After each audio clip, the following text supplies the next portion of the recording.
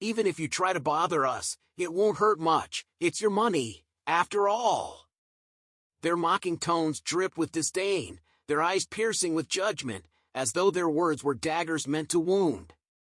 "Useless poor people with low backgrounds," they sneered, their contempt almost palpable. As I completed my final check, they jeered, "You're closing your account, right? Please, go ahead." The disgust churned in my stomach, their arrogance igniting a resolve I hadn't felt in years. Who were they to belittle someone based on their background? I decided it was time to teach these people a lesson they wouldn't soon forget. A sly smile crept onto my face as I thought, let's see how they handle a taste of their own medicine. My name is Tiffany, a 29-year-old office worker with a quiet life shared with my loving mother. My dad passed away from a chronic illness when I was young, but even amidst his demanding work schedule, he made family a priority. I still cherish those precious moments playing with him on his rare days off. Losing him was a blow that left my mom and me reeling, but she stepped up, ensuring I never felt alone. Thanks to my father's foresight and the support of a former CEO, our financial stability was secured despite his passing. I was able to attend college, with both sets of grandparents rallying around us. My paternal grandparents, in particular, who lived nearby, became a vital part of my life, stepping in when Mom was busy with work. Holidays like Christmas were spent together as a united family, reinforcing bonds that carried me through tough times. With their encouragement, I thrived. I graduated from a national university and secured a fulfilling job at a reputable company. While my father had once planned for me to inherit his bank, I chose to pursue a career that resonated with my passions, sales, where connecting with people and making them happy brought immense satisfaction. Romance, however, had always taken a back seat in my life. My friends often teased me about my indifference, especially since many of them were now married with kids. It wasn't until a curious encounter that I began to reconsider. "Tiffany, aren't you interested in love?" The question came from a colleague, a close friend since our rookie days at the company. She was the type to network endlessly, her stories often peppered with anecdotes about matchmaking. "I know someone who's looking for a match," she continued, her enthusiasm bubbling over. "He's well-educated, handsome, and honestly, someone as high-spec as you should meet him." Her words caught me off guard, but after some persuasion, I agreed. A few days later, I found myself waiting nervously at a cafe for my blind date, Yosef. As he approached, his demeanor was far from inviting. His expression was calculating, his eyes assessing me like a product on display. "Is this how first impressions work?" "Nice to meet you, Tiffany," he said, his voice clipped. I offered a polite smile. "Thank you. It's nice to meet you too." The conversation that followed was anything but enjoyable. Yosef wasted no time boasting about his position as a department head at Sunrise Bank, a prestigious institution. "It's not a job just anyone can handle," he declared with unmistakable pride. "But it's different for me. My dad is the CEO, and I'm the successor." His arrogance was suffocating, but I masked my discomfort with feigned politeness. "Wow, that's impressive. Sunrise Bank is certainly a well-known institution." Encouraged by my flattery, Yosef launched into a monologue about his achievements, scarcely pausing to listen. When he began lamenting his romantic prospects, claiming, "It's always people who don't match my background or education level," I inwardly rolled my eyes. Still, nothing could have prepared me for what came next. "I'd like to meet your parents," he announced abruptly. "Wait, what?" "We just met today," I stammered, caught off guard. "Exactly why meeting your parents is important," he replied nonchalantly. His persistence was unnerving, but I reluctantly agreed to discuss it with my mom. When I mentioned the idea to her, she laughed warmly, brushing off my concerns. "Don't worry, Tiffany. If it doesn't feel right, we'll walk away. The day of the family meeting arrived, and we found ourselves at an upscale restaurant chosen by Yosef. He and his family arrived late, unapologetically taking their seats. Tension hung in the air as his mother, Morgan, turned to me with a saccharine smile. "So, where's your father? Is he joining us later?" I froze. Yosef knew my father had passed, yet he said nothing. "My dad passed away when I was young," I replied, trying to keep my composure. Morgan's expression turned icy, her tone sharp. "Oh, Tiffany is from a single-parent family? Life must be quite hard, then." Her words, laced with condescension, struck a nerve. But Mom, ever composed, responded with grace. "Yes, my husband passed away from illness, but we've managed just fine." Morgan's faux concern continued, each word dripping with malice.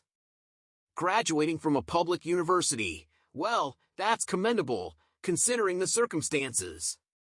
Rage bubbled beneath my surface, but I held my tongue. This wasn't over, not by a long shot.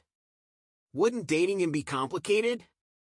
Yosef's family's words replayed in my mind as Mom and I sat in stunned silence, their conversation still echoing in our ears. Their behavior had been shockingly disrespectful. Despite our presence, they mocked us openly, as though being from a single-parent family was some kind of flaw. Could you imagine such audacity at a first meeting? I couldn't hold back. In a firm yet controlled voice, I responded, "Excuse me, but after my father passed away, my mom raised me with immense care and love. I owe everything I am to her." Isn't it rude to speak about someone like that when you've just met them? Before my words could fully settle, Morgan burst into laughter, her tone dripping with disdain. Rude? Isn't it more absurd for the daughter of a single parent to think about marrying into a high-class family? She scoffed. "I'm not really into strong-willed women, anyway. This is pointless." I sat there, staring at them in disbelief. Their arrogance was suffocating. Just as I thought it couldn't get worse, they continued to hurl insults, belittling not just me but my mother, too. "Well, you might work at a major company," one of them sneered, "but you're far from our level. Besides, Yosef will eventually carry on Sunrise Bank. You just don't fit." Anger boiled inside me, but it was my mom who finally spoke. Her eyes burned with fury as she asked, "Did you invite us here just to ridicule us for being from a single-parent family? Are you enjoying yourselves?" Her voice was steady, yet stern, a side of her I had never seen before. The room grew tense. One of them tried to brush it off, muttering, "Oh, it was just a little teasing. No need to overreact." But Mom wasn't having it. "Teasing? No one feels good being mocked, and your remarks are condescending. We have no intention of staying for this any longer." Their smug expressions faltered for a moment, replaced by fleeting surprise. But then they laughed, dismissing her words as though they were meaningless. One of them even muttered, "Presumptuous commoners." Mom's response was swift. "Commoners? Perhaps. But this has only strengthened my resolve. We'll be withdrawing all funds we have with your bank." "Funds?" one of them chuckled mockingly. "We don't even know your name, so it can't be much." "Insignificant, I'm sure." At that moment, I realized Mom's attempt to reconcile was futile. Their arrogance knew no bounds. I stood up, trembling with controlled fury, and declared, "We're closing our account." "Go ahead," they said, their tone dripping with mockery. As we left, one of them sneered, "Don't worry about today's bill, it's probably too expensive for you, anyway."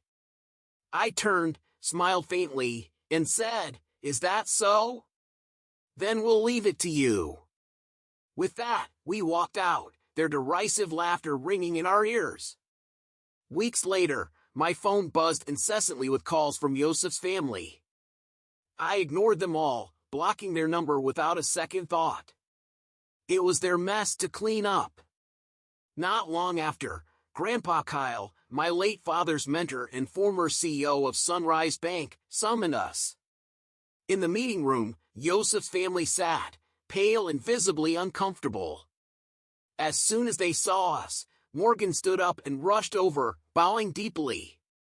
"What exactly are you apologizing for?" I asked, my voice calm but firm. Morgan hesitated, her lips trembling. She seemed overwhelmed, knowing there were too many things to apologize for. The room grew silent as Kyle entered, his stern expression freezing everyone in their seats. He wasted no time, addressing Scott and Yosef directly. "I understand you want to pass the bank to your son," he said coldly. "But his attitude makes that impossible. Leadership isn't just about status, it's about character." Scott tried to defend himself, but Kyle cut him off. "You've disrespected a family under your care, insulted their dignity, and revealed your prejudice. Even if you didn't know their connections, your actions speak for themselves." I pulled out a voice recorder, playing back their condescending remarks from our previous meeting. Their faces turned ghostly white. "How dare you record us?" Yosef spat, his anger thinly masking his panic. "You left us no choice," I said. "You brought this on yourselves." By the end of that day, Scott was removed from his position as CEO, and Yosef, unable to cope with the humiliation, resigned. The ripple effects were severe. With Kyle's influence in the financial industry, Yosef found it nearly impossible to secure another job in the same field. As for Morgan, she had to take on part-time work to maintain her lifestyle, a humbling experience for someone once so eager to flaunt her superiority. Reflecting on everything, I felt a profound sense of closure. Mom, once worried about the stigma of being a single parent, stood tall through it all. Her resilience reminded me of the strength in our family. Kyle's words as we left his office stayed with me. "Come by the house sometime," he said with a warm smile. Life wasn't perfect, but it was ours, and that was enough. One day, perhaps, I'll meet someone who values me for who I am. Until then, I'll cherish those who stood by me and continue building the life we deserve.